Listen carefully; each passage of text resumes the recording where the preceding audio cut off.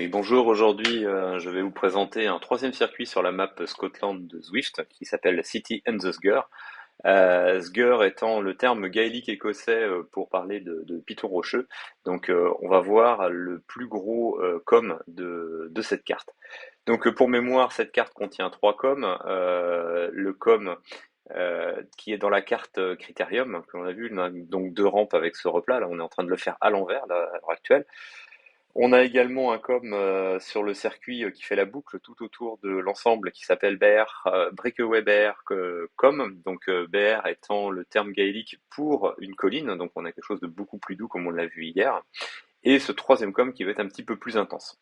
Donc là on sort de la ville après 500 mètres, là, on a passé le rond-point, on va avoir une nouvelle portion de 500 mètres de route descendante et rapide qui va nous emmener donc au rond-point Stonehenge que vous avez déjà pu voir dans les précédentes vidéos.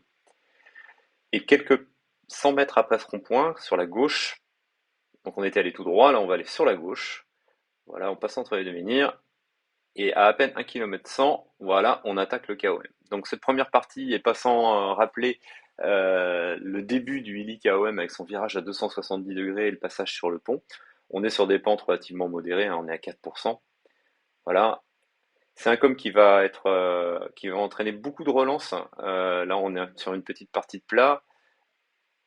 Voilà, toujours on revient à 4%, un coup de plat, et là on va attaquer la première vraie rampe. On va rapidement monter vers 6%, qu'on va maintenir toute cette première rampe. Et vous verrez, en arrivant au virage, on a un grand virage à gauche à la fin de cette rampe, et là on va même repasser très légèrement en descente, ce qui va rendre la relance encore plus difficile. Voilà, on est dans le virage, moins 3%. Allez, on va repartir, et après cette arche-là, nouveau casse-pattes, où là on monte jusqu'à 13%. Voilà, avant de repartir sur une partie de plat et de relancer, dans un virage qui va d'abord s'amorcer à 4%, 5%, 6%, qui va se réécrouler, voilà, et avant de repartir dans une rampe plus classique, où là on va aller de 6%, on va progressivement monter 7%, puis 8%, puis 9%, là on voit bien la pente hein, qu'on a derrière nous. Donc ce virage, enfin cette rampe est assez dynamique, hein, bien entendu, on va arriver sur une nouvelle zone de replat, et là, nouvelle relance, voilà, et on va garder ce nouveau rythme aux alentours de 5-6%,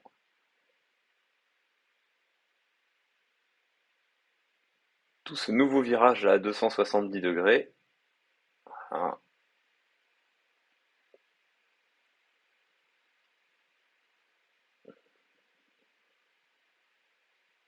On voit la ville de Glasgow sur la gauche,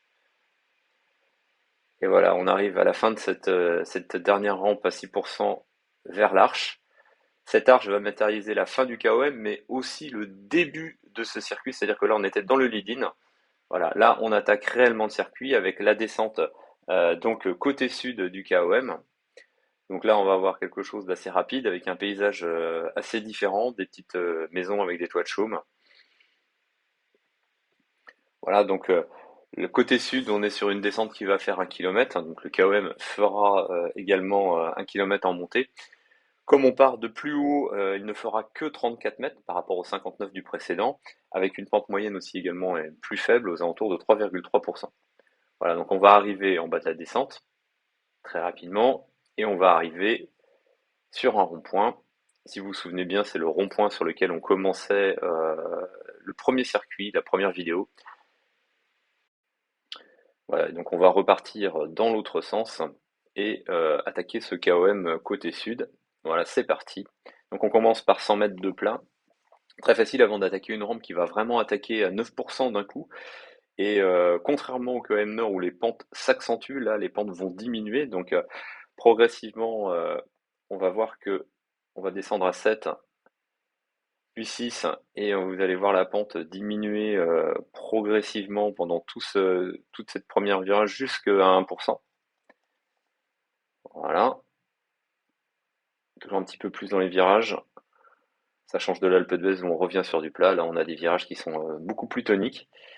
Voilà, comme ce deuxième virage là, qui monte jusqu'à 6%. Puis on va se retrouver à nouveau sur du 1% dans la ligne droite. Voilà.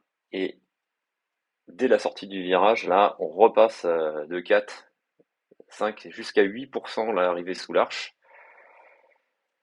qu'on va maintenir, qui vont diminuer progressivement jusqu'à arriver au plateau d'arrivée.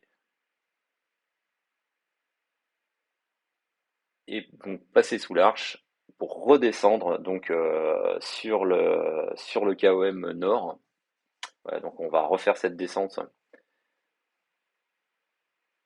sur le circuit. Donc là, bien sûr, c'est assez rapide.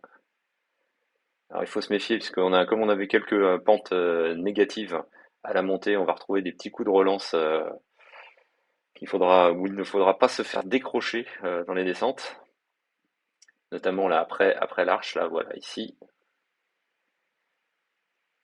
on va avoir voilà un petit passage à 3% avant de rattaquer la première rampe.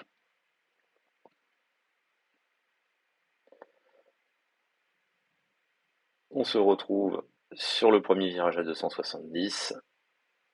Voilà, on va repasser sous le pont et revenir au rond-point Stone Edge sur lequel on va faire demi-tour.